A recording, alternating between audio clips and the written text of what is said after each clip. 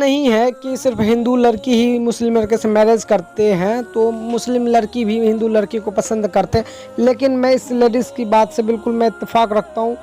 ہر کوئی اپنی کمیونٹی سے ہی میرج کرنا چاہیے، جیسے مسلم گرل مسلم بوائے سے، ہندو گرل ہندو بوائے سے، کرسچن بوائے کرسچن بوائے لڑکی گرل سے کرنا چاہیے، جو کہ ٹھیک رہے گا، کیونکہ انٹر کاسٹ میرج بہت سارے فسادات پیدا کرتے ہیں۔ کیا ہندو لڑکے مر گئے؟ کیا آپ آج مسلم سے شادی کر رہے ہیں؟ ہیلو ڈاکٹر صاحب، میرا نام ہے روما گپتا اور میں گریجویٹ کر چکی ہوں۔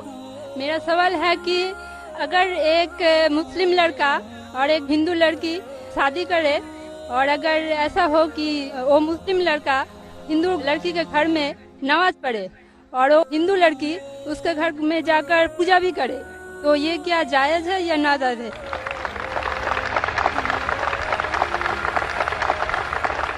بہن کا اچھا سوال ہے کہ اگر ایک مسلمان لڑکا ہندو لڑکی سے شادی کرتا ہے تو کیا وہ مسلمان لڑکا ہندو کے گھر میں جا کے نماز پڑھ سکتا ہے، اور کیا وہ لڑکی مسلمان کے گھر میں پوجا کر سکتی ہے؟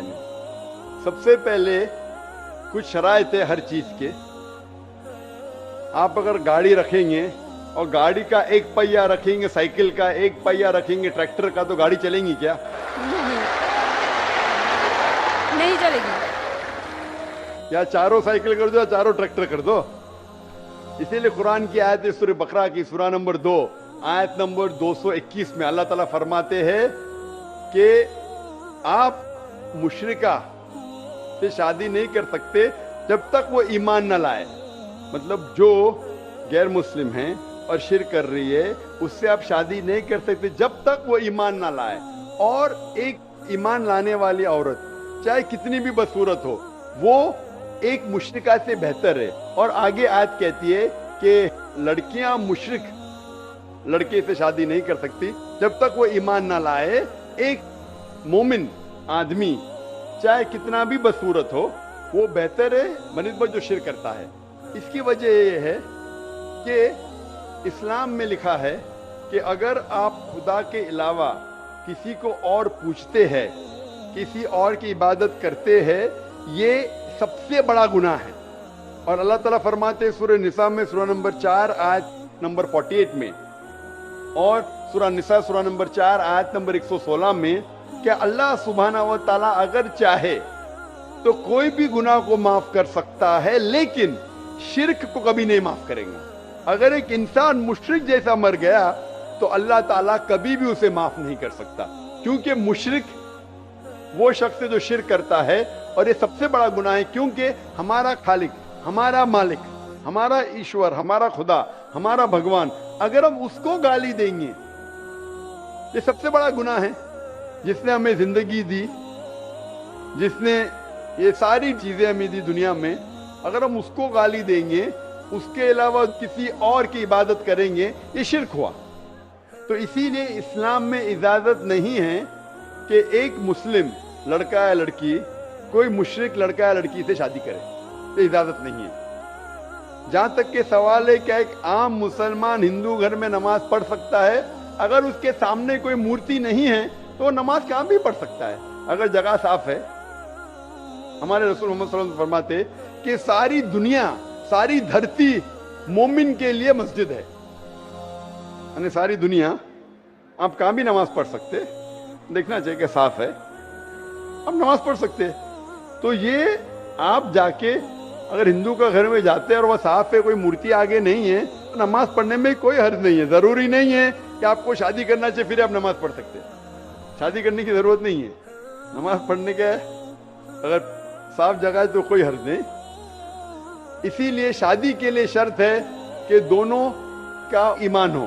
اور اگر آپ ہندو مذہب پڑھیں گے تو ہندو مذہبی کتاب میں بھی یہی لکھا ہے جو میں نے پہلے پیش کیا، پہلا جو سوال تھا بھائی صاحب کا، اور میں نے کہا کہ ہندو مذہب میں بھی یہی لکھا ہے، ناتس پتیماستی، اس ایشور، اس بھگوان، اس خدا کا کوئی عکس نہیں، کوئی مورتی نہیں، کوئی فوٹوگراف نہیں، کوئی پینٹنگ نہیں، کوئی پورٹریٹ نہیں، کوئی آئیڈل نہیں، کوئی اسٹیچو نہیں۔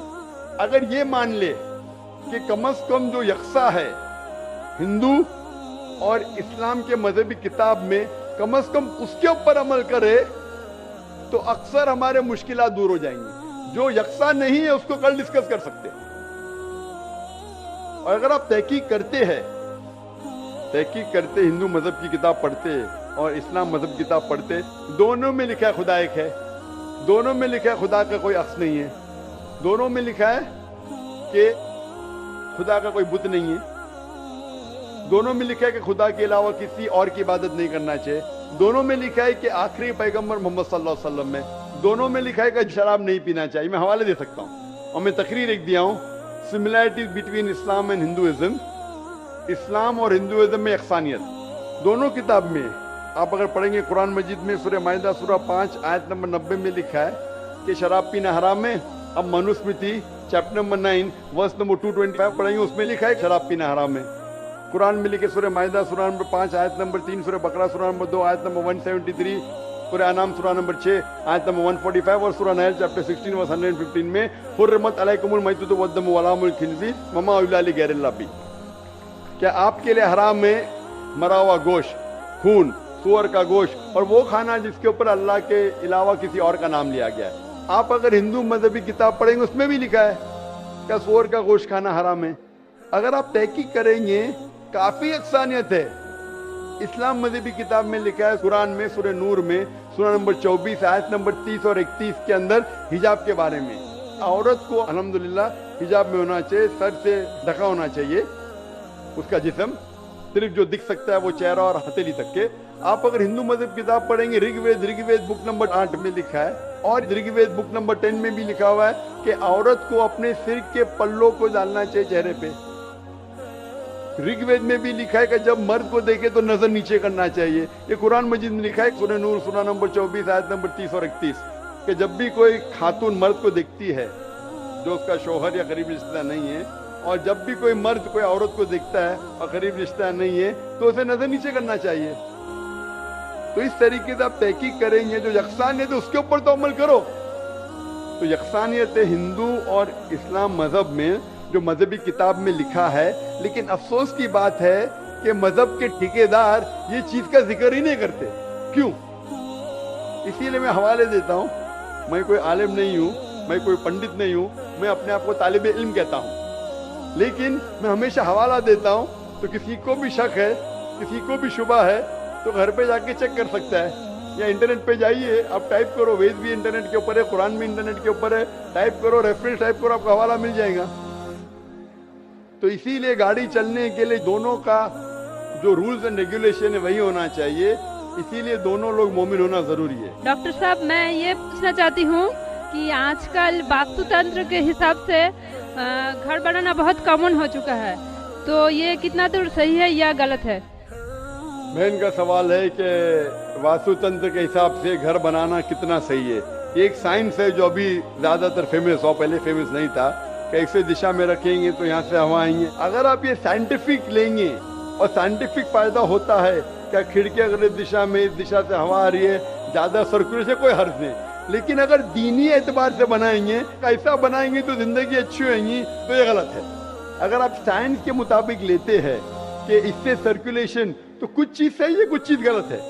تو اگر آپ سائنس کے مطابق لیتے ہیں کہ ایسا کرنے سے ہوا زیادہ آ سکتی ہے اور آپ کا سرکولیشن زیادہ بڑھے گا, کوئی حرج نہیں. لیکن یہ سوچے کہ ایسا بنائیں گے تو زندگی اچھی ہوئیں گی, ایسا بنائیں گے تو جنت میں جائیں گے, تو گھر کیسا بھی بناؤ, جنت میں جانے کے لیے قرآن کے اوپر عمل کرنا چاہیے.